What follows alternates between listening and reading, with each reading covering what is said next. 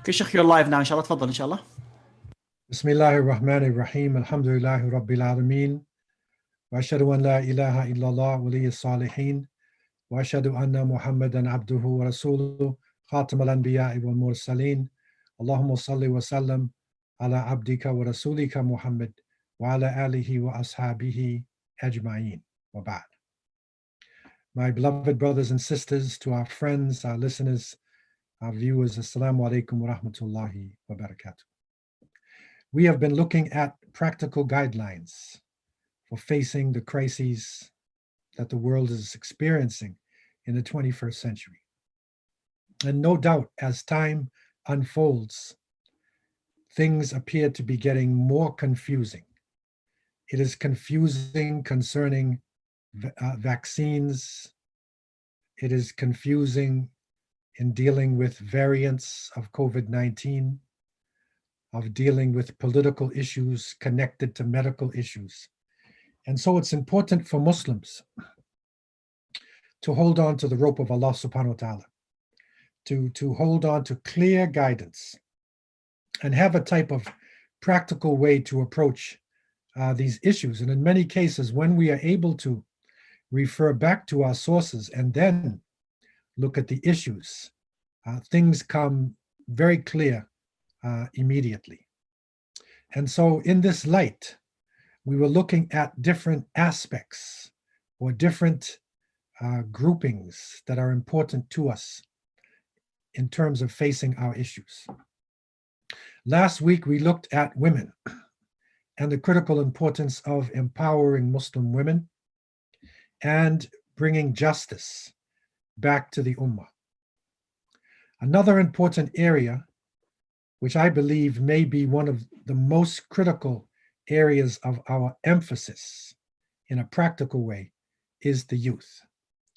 And surprisingly enough, a United Nations study was done a few years ago.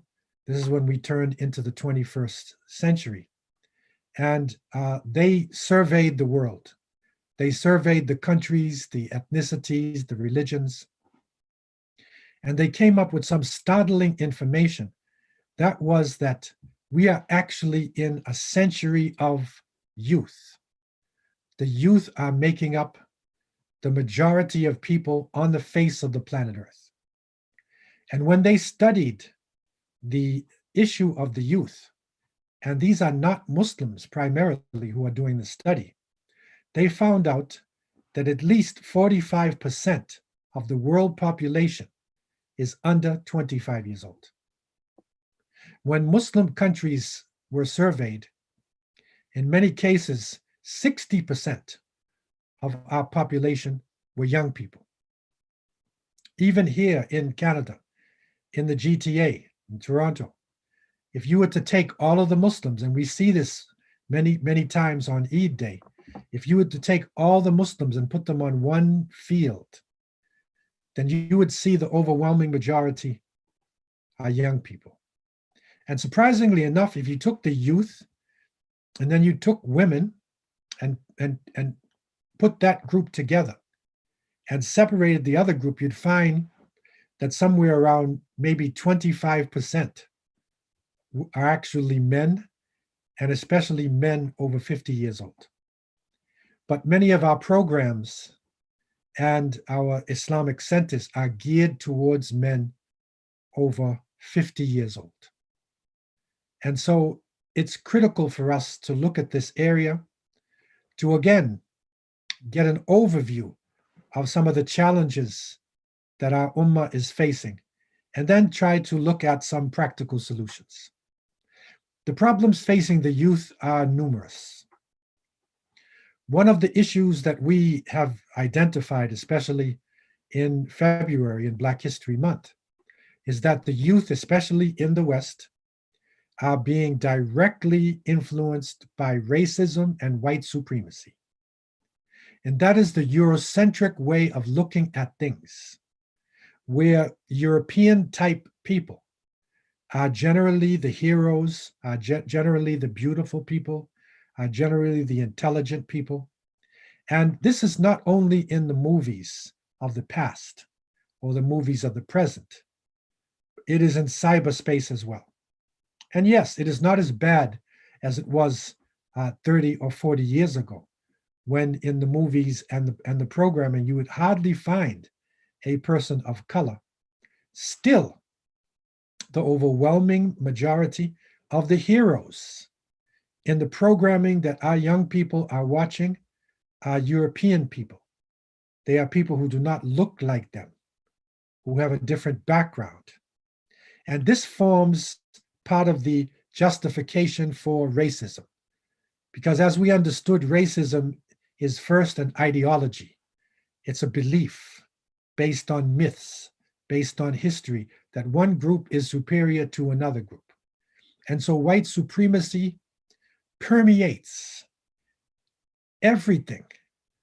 You'll find it in clothing. You'll find it in our concept of beautiful and ugly. You'll find it in the educational system, in the justice system. And it is critical for us, as Muslims especially, to be able to deal with it, because for a long time, we were not directly under the shade of white supremacy, but now we are living in the West. Our young people are growing up in the West, and many of our youth don't have an understanding of their own country, their life, for the most part, except for a summer vacation or a visiting group or something left within the family, is Western. It is not based on our countries. And so therefore, the issue of white supremacy and racism, it is critical. The issue of atheism that we found striking the community in general is more specifically geared toward the young people. And it comes sometimes in a very subtle way, where superheroes, mutant creatures, aliens are given tremendous powers. And in some cases, the superheroes are almost godlike. In some cases, like in the case of Thor, who was an ancient Viking god, it's actually projected as a hero for the young generation. And many of our children are playing video games with Thor, not realizing that this was part of the shirk of the polytheism of the Northern European people. So atheism comes in that negates the creator. All of these powers are struggling against each other. The gods are fighting. The aliens are fighting. The mutant creatures are fighting human beings. Where's God? Not in the picture. And so without making a philosophical argument, they negate the concept of the creator. And so it is critical for us to be able to counteract this onslaught that is hitting our younger generation, because the young people are the ones who will live in the future. The young people are the ones who are supposed to be taking the baton from the older generation and then taking the leadership. The loss of traditional values, which is striking the whole Muslim community, is especially severe amongst the youth. And I recall when the Raptors, the Toronto Raptors, a basketball team, were playing for the championships of the National Basketball Association. And this is a sport that was never really loved in Canada itself. But the Raptors had joined the NBA and they were on the top. And some of my own youth went out to a place called Jurassic Park. And this is a flat area which is outside the stadium. And there were so many people inside of the stadium that thousands were gathering outside. And my own grandchildren took the time, suffering in the rain, hiding underneath bridges, huddling in the cold in order to see who would win the basketball game. And I thought about Hajj. I thought about that spirit of the Hujjaj, who are actually going through physical changes in the desert to please Allah subhanahu wa ta'ala. Their Hajj, so to speak, their pilgrimage was to Jurassic Park. And that's something to think about in terms of what motivates them and what direction they're going in. And this creates a type of peer pressure, because the people who were huddled together in Jurassic Park, those who were leading them, the singers, the announcers, the players, have certain types of tattoos on their bodies, certain baseball caps, certain type of clothing. And so it is a pressure, it's a cultural pressure that impacts. This is peer pressure. And the worst form of it is when it actually touches the belief system, our concept of God and our concept of our prophets and our important people. So peer pressure is another issue that needs to be studied. It needs to be understood, and how we can counteract this dangerous quality. Poverty is striking people, especially Canada has been blessed, but outside of Canada, and we even have it here to a certain extent, in the younger generation, there is unemployment. And surprisingly enough, there are even people in Toronto itself who are starving. Our food banks are being crowded by people, not just refugees, but sometimes people who are actually living here and maybe second or third generation. So another issue facing the younger generation is poverty. Of course, violence is on the rise throughout the world. And unfortunately, young people are caught up in this violence. And violence is being propagated through the media, even their video games. And so we see the rise of gangsterism. We see the rise of murder happening amongst young people like never before. So violence is an issue that this generation will have to deal with. Idle time and the lack of alternative recreation.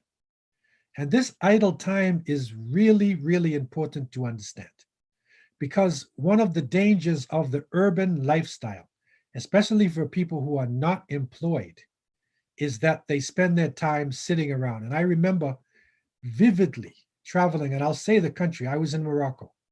And in Morocco, I was traveling in Casablanca and then in Marrakesh. And as I was moving along, I kept noticing the coffee house, and that there were dozens of young people sitting around drinking tea and drinking coffee for hours. And the question came in my mind, what are they doing with their time? What are they talking about? What are the challenges that they are facing? So idle time, and this is where the shaitan, wa'iyadhu billah, is able to come in idle time, when people are just sitting around and don't have direction in their life, don't have positive activities to keep them busy. Also, disease and the lack of health facilities. Here in Canada, we don't face disease, although the COVID now is something which is hitting the world, and we are faced with that. So we could put ourselves in the area of the virus and the disease, because there are some countries in Africa, for instance, who are not suffering from the COVID-19 like we are suffering. So this is a challenge for the youth. If you grew up and you're coming into your teenage life and you have to wear a mask, you have to be locked down in your house, you can't go to school. This is an issue, and it may be plaguing us for the next few years. And above all, Islamophobia. And that is the illogical fear of Muslims and Islam, which is hitting the young people. Young people are very susceptible, because when you're forming your personality, it's natural for a human being to want to go with the crowd, to be affected by the people around him or her. And so when there's a negative narrative constantly on the television, constantly in the books, constantly, when a negative narrative about Islam is there, it causes depression and low self-esteem. So these are just a few of the challenges that young people are facing, and we need to have practical ways to come out of these very serious issues. I want to propose 7 solutions. The first, of course, and within our 10 points of survival to revival, the emergence that we have been sharing on our YouTube page and in our Facebook. From them, these points, the first is always taqwa Allah Azza wa Jal. And that is the consciousness of Allah. And it is critical for young people to develop this feeling or this quality of the presence of the power of Allah subhanahu wa ta'ala. And also the love of Prophet Muhammad, peace and blessings be upon him. And that sometimes is difficult from a book. And so living Islam, being around people who fear Allah, who love the Prophet sallallahu alaihi wasallam, when you're around people like that, it affects you. And so it is important for older brothers, older sisters, for parents to spend time with the youth, quality time, going out, traveling, seeing the earth, being outside, for instance, in a camp, and waking up and making salat, sitting at night and looking at the stars, and starting to realize there's something bigger around us than the tube, than what we are looking at all the time. There is a vast universe. Just to sit down with a young person and to look at the heavens and to look at the stars and to talk about it and to listen to the creatures that are around us.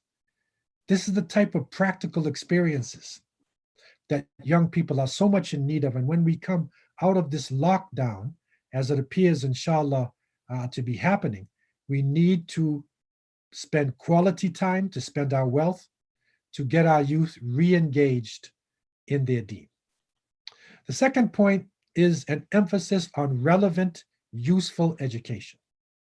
And so studying Islam, having skills development training, not just to study. In other words, we don't just memorize the Quran to say, I am a hafiz, because that's not the way of the companions of the Prophet sallallahu alaihi wasallam. They would memorize short chapters, certain verses, and then implement it before they went on to the other ones. The Quran was a living revelation, not just something that you memorize like a parrot memorizes sounds, but it is a living thing and relevant. We need to be relevant. And when the Prophet ﷺ used to address his companions, especially on Jumu'ah, sometimes his eyes would get red. His voice might raise somewhat, and he would talk as though there was an army in the mountain right in back of them. In other words, al-waqi', reality, what is going on the ground. So what we teach needs to be useful and it needs to be relevant, and we need to look at what we are teaching, and the intention of the teaching is empowerment. So that if the Quran that we are memorizing becomes part of our way of looking at the world, if we understand the verses, if we ponder on the verses, if we apply the verses to the world we are living in, then the Quran can actually empower us because it's given us a solution. It's something there always in the background to give us that information that we need in order to face up to these overwhelming challenges that are around us. So empowerment, education should lead to empowerment. And that needs to run through everything that we do with the youth, because the more the youth are empowered, is the more self-esteem they will develop. It is the more that their originality can come out because they have skills. And when the masjid, when the community, when the family is in need, then the young people can be part of the solution. The fourth point I wanted to emphasize is positive peer pressure.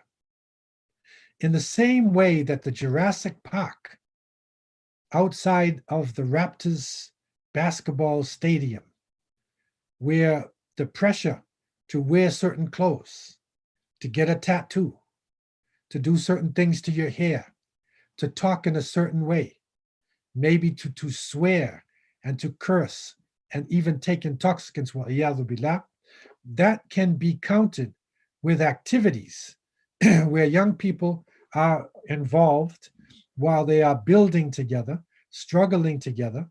It develops a type of positive peer pressure where people would even struggle with each other to implement more of the sunnah than their brother or their sister.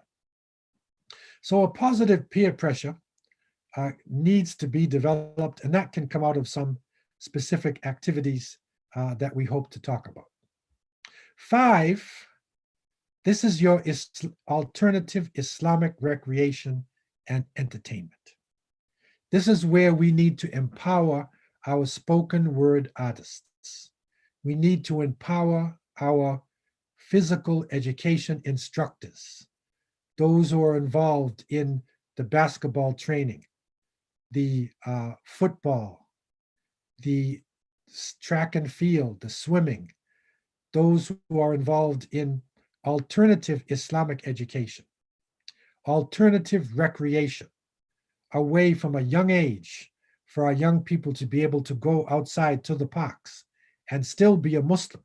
And when I say alternative, it means that you're engaged in what you're engaged in, but as a Muslim. You don't have to succumb to the society when you're involved in these activities.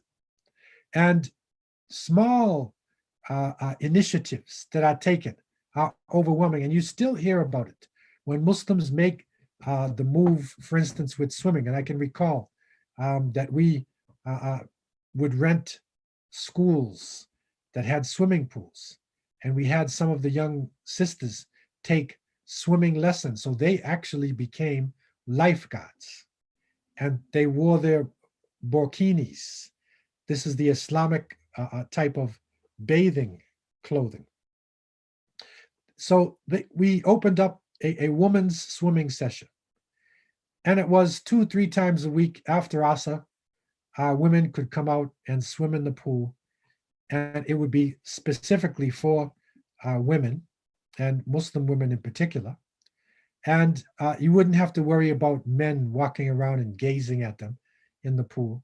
And surprisingly enough, I'll never forget, the sisters came and they said, when the non-Muslim women found out about it, they crowded into the pool as well, until the pool became so crowded that all you could do was stand there in the pool.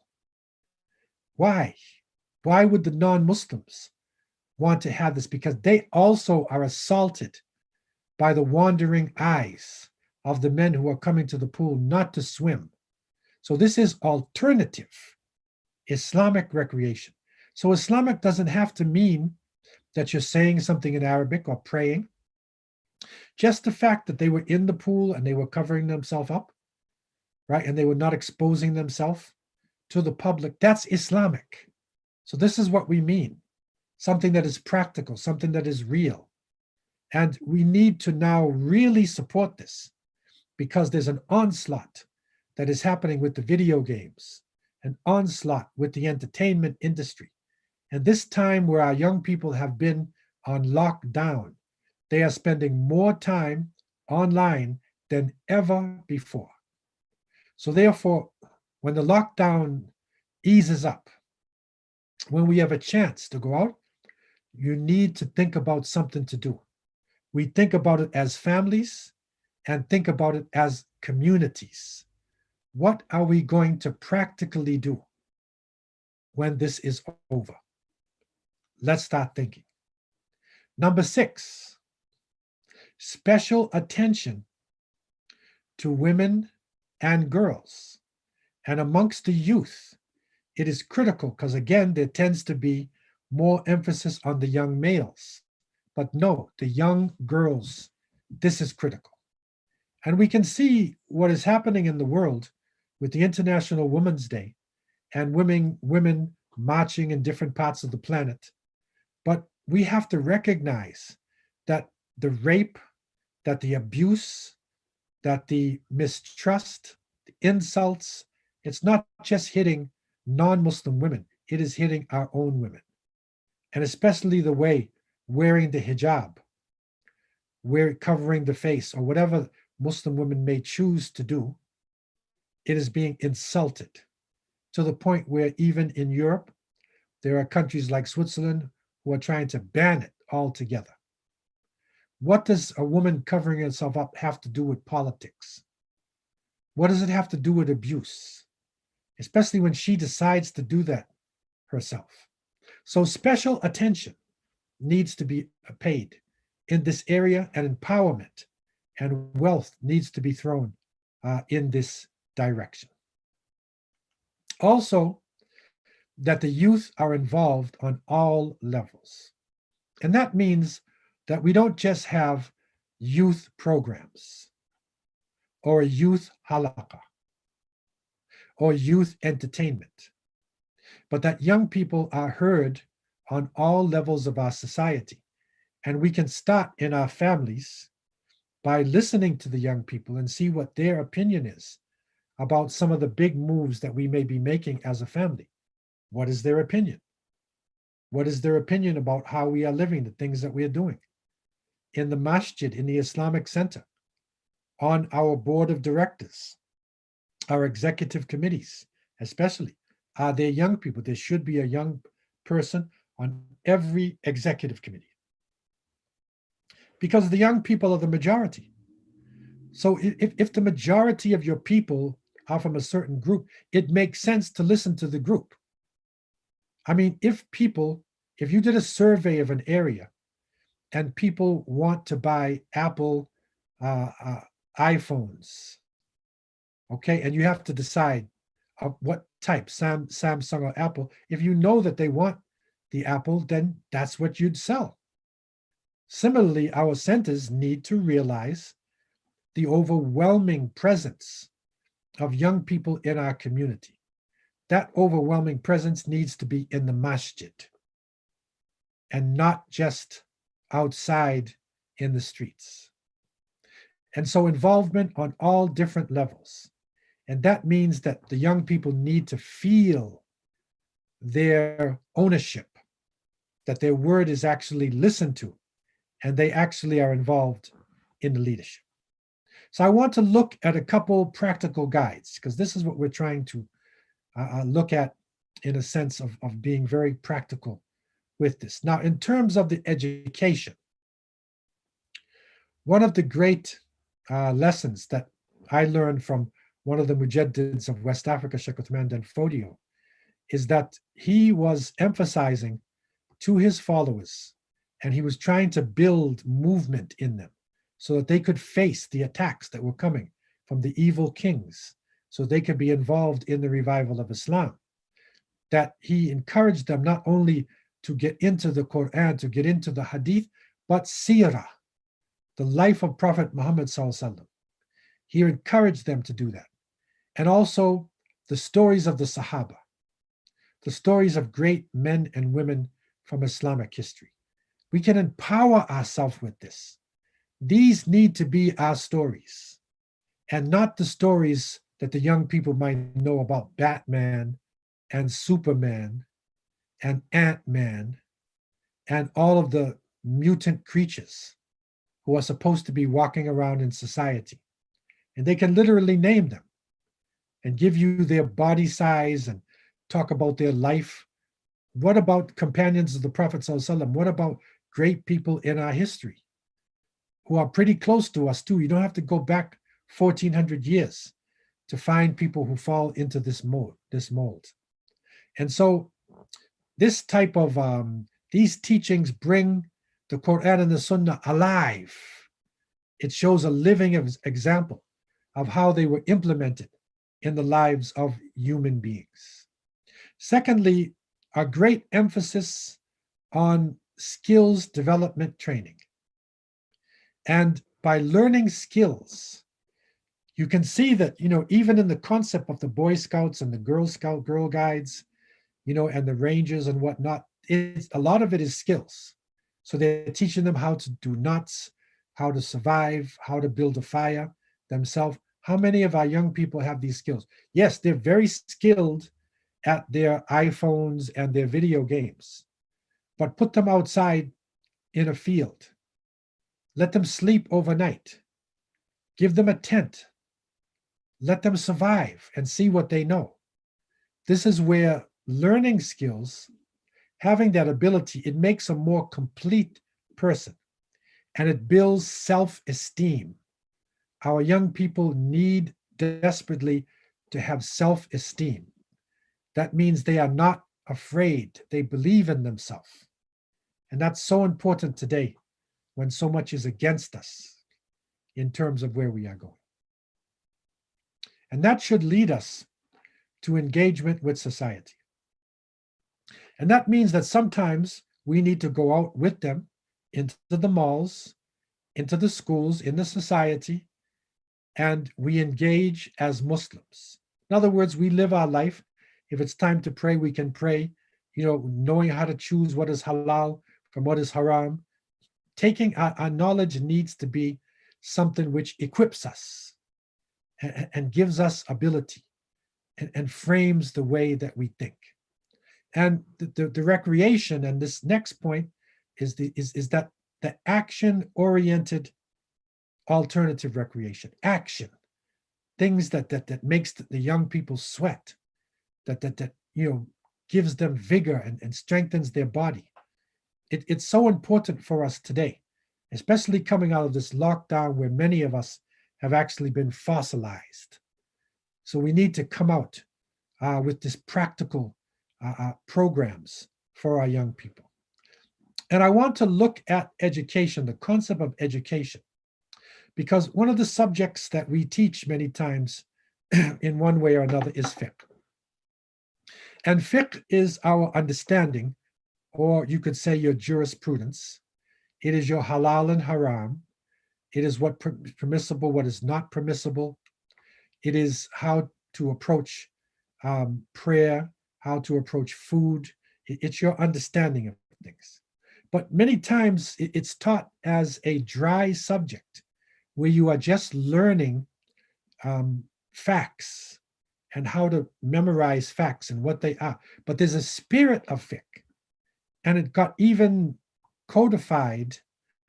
Imam al-Ghazali, rahimahullah, who many people may know as a great person of tasawwuf or the heart, he was actually a faqih. He was a master in fiqh. And his mustasfa on usul al-fiqh is one of the most important books on the foundations of fiqh. So in other words, this is the foundations on how you think as a person, how you look at the world. And that's so important, especially today, where there are issues now facing us, which are unprecedented. And so we will have to be making decisions that weren't there before. And one of the issues, or one of the principles of usul al-fiqh, is that the basis of all things is permissibility. Asl al-ashya al-ibaha. And this is a very important point, because for many young people who are growing up in Muslim households, when they start to learn about Islam, you get like a list of do's and don'ts, and it's mainly don't.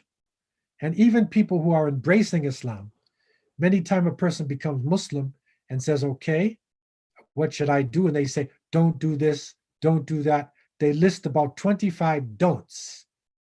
And then they start with the do's. That's the opposite of the original concept of usul al-fiqh, the foundations of our understanding, that the basis of everything is permissibility, that Allah subhanahu wa ta'ala first made everything permissible. Everything in this world is halal. Everything is not haram. I know that sometimes when you go into a supermarket, when you're going in society, it may appear like everything is haram, that we have to literally choose between so many things and okay, that's halal, 1 out of 20. But no, the basis in this world, Allah's creation, it's permissibility. So when we look at any issue, we start off with permissibility. And then we look at the issue to try to understand, is there something about that issue which is not permissible, which would take us away from things? So therefore, you look at these fruits, Look at these vegetables here. And the basis of Allah's creation, it's halal. It is permissible. But there may be certain vegetables that are poisonous. There may be certain foods. You have the animals of the world. There are certain animals that we don't eat. Okay, but the basis, the overwhelming majority of things is halal. And that is a positive way of looking at life. It's a positive way of looking at the world. And that's really important for our young people today, because there's a narrative out there that Muslims are negative. And if you want to be truly free, then you leave religion, organized religion, and you just free yourself, free your mind, do what you want to do. Okay? But the true Islamic principle that the basis of all things is permissibility. Another issue that we want to look at tonight, and inshallah, in the final classes, we'll be looking at other issues in usul al-fiqh, along with some of the important areas. And that is that the prohibition of things is due to their impurity and their harmfulness. So therefore, when Allah made things haram, there's something which is impure about that. And that is Islamically impure, something that is harmful to the body about that. And one typical example is the pig. The pig is a creation of Allah subhanahu wa ta'ala. And pigs, if you dissected a pig, you would find that the internal part of a pig resembles a human body, maybe more than any other animal. And so in many biology classes, they use pigs as a means of showing you what are the internal parts of a human body. So the pig is a creation of Allah subhanahu wa ta'ala. The pig is not evil within itself. It wants to live. But there's something about the pig, its lifestyle, that it tends toward filthy things. And even some of them have pus glands to let out, because they take in so much impurities that they have to let it out. And I'll never forget, in one of my new Muslim classes, there was a new Muslim who from Poland. He was about to accept Islam, and he raised his hand. He said, I have one question, and that is, I love pork, and we've been raised eating the pig. Why is it wrong? And Poland has one of the highest percentages of the eating of pork in the world. I mean, China is way up there, but Poland, pound for pound, if you see what they're actually eating at all of their meals, there's probably more pork than anywhere else in the world. And so I said to my friend, who was a good person at heart, I told him that the pig itself, if you watch the lifestyle of the pig, you will see it tends toward impurity. It tends toward waste and things like that. That is how it lives. He said, no, not our pigs. And he said to me, and these are his words, that our pigs in Poland are not like your pigs. Our pigs listen to symphony music, and they eat grains. So they are healthy pigs. They are sophisticated pigs. And I said to him very clearly, being very practical, you can take a pig, put it in a tuxedo, take it to the Waldorf Astoria Hotel, put a beautiful meal in front of the pig. He will leave that meal and go to the garbage, because a pig is a pig. And you cannot take the pig out of the pig, because that's the way the pig is created. So you can't make it halal. You cannot take a pig, even if it's a Polish one, and say, Bismillah, Allahu Akbar, and then it becomes halal. It's permissible, because the pig is nejas ayn. The pig itself is unclean. So Allah subhanahu wa ta'ala created the pig, and the pig eats garbage in many places. It may even be useful in certain societies in terms of eating the dead and cleaning up areas, but we're not supposed to eat it. And so the basis of everything is permissibility, but prohibition, it comes about from impurity and what is harmful to our life. These are important practical ways to look at the foundations of our understanding, our fiqh. That's the kind of education that we need to give to our youth so they can make decisions in this very difficult time that we are living in today. So I want to leave you with these points, and I want to open up the floor for any questions that you may have concerning the youth and some of the issues that they are facing and some of the solutions that we are looking at to come out of this very serious crisis that our young people are in. So I want to open up the floor for any questions or comments that anybody may have. The floor is open.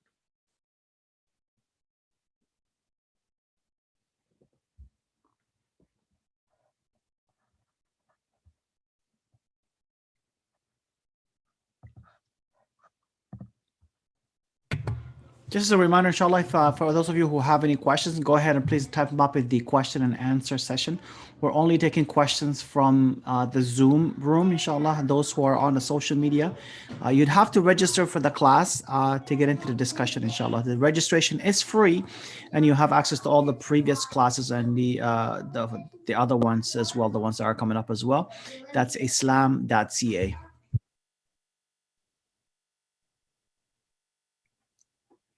So with this, if there are no questions right now, if you can think about it during the week, you can write it down and we can still deal with it. So there's a question, Sheikh. Go ahead. Sorry, Sheikh, there's a question here from, what is the appropriate age for a child to begin understanding Quran? Of course, when a person is very young, they're just beginning to understand language. And so, but once the child reaches 5, 6 years old, then, you know, when their thinking process starts to form, then, you know, they're able to understand what is in the Quran. There's a system that has been developed for kindergarten grades and for, say, first grades for very young people. And that is to teach principles through pictures and through objects and through activities.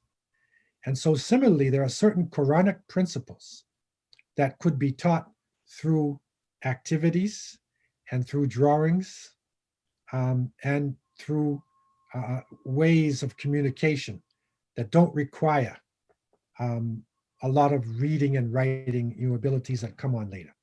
So even from an early age, principles of the Quran, of Islam, can be taught to the youth, but it's not the principle, it's how you apply the principle. So try to develop this. Things like honesty, being honest, helping each other, you know, sharing things. You can teach youth how to share, how to give to other people, give it to them, show them how to share through activities. And this is a skill, and it's being taught to young people in the kindergarten level. And we can also apply this to our Islamic teachings. And it's later on, once they're at 6, 7 years old and they're getting older now and they've been able to understand more things, that we can begin to break it down. So as they move in stages, the teaching would become more complex.